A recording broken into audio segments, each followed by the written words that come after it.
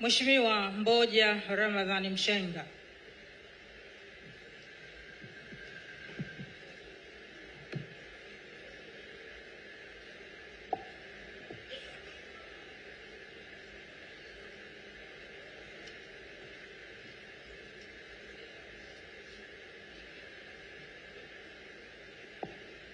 Mimi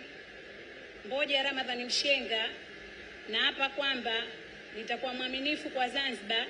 na kuitumikia kwa moyo wangu wote, na kwamba nitaihifadhi, nitailinda, nitaitii na kuitetea katiba ya Zanzibar na watu wake kwa mujibu wa sheria iliyoweka,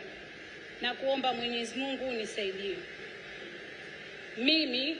Mboja Ramadhani Mshenga naapa kwamba nitaitumikia vyema kwa moyo thabiti Serikali ya Mapinduzi ya Zanzibar katika kazi zangu za naibu waziri wa Wizara ya Uchumi wa Bluu na Uvuvi, na kwamba wakati wote nitamshauri kwa hekima na uaminifu